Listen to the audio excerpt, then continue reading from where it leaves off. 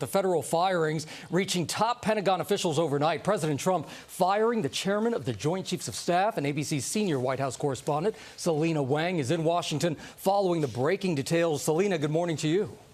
Hey, good morning, Gio. This is an unprecedented purge of military leadership. The president is firing the highest-ranking military officer in this country and other senior leaders. It is sending shockwaves through the Pentagon.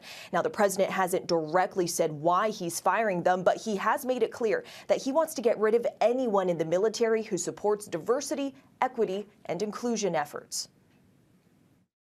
Overnight, President Trump firing the nation's top military leadership in an unprecedented purge. Trump ousting General C.Q. Brown as chairman of the Joint Chiefs of Staff, removing the four-star fighter pilot as America's top military leader, and firing multiple other senior leaders, including Lisa Franchetti, the first woman to serve as the Navy's top admiral, the number 2 ranking general in the Air Force, and 3 other senior officers.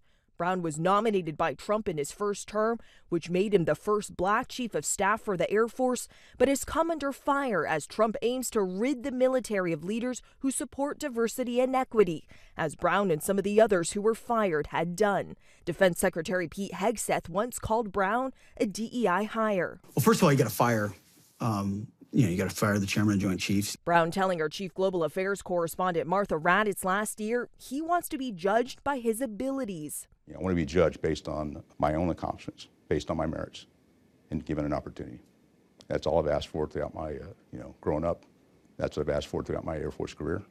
And hopefully, I'm sitting in this chair as the chairman of the Joint Chiefs not because I'm African American, because I'm a quality officer.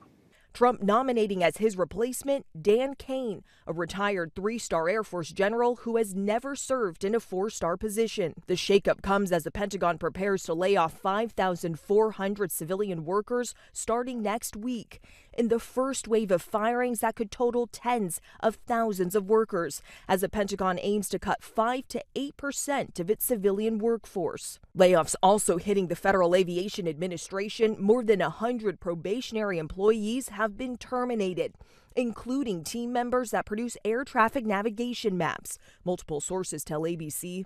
While Trump insists the cuts are making the government more efficient, angry Americans across the country, from Georgia to Kansas, are pushing back. We are all freaking pissed off about this. You're going to hear it and feel it. In a district near Atlanta, Republican Congressman Rich McCormick feeling the heat. The people would like to know what you, congressmen, and your fellow congressmen are going to do to rein in the megalomaniac in the White House. In Colby, Kansas, voters furious at Republican Congressman Tracy Mann. Is there anything that Trump and Eli could do that you would not support?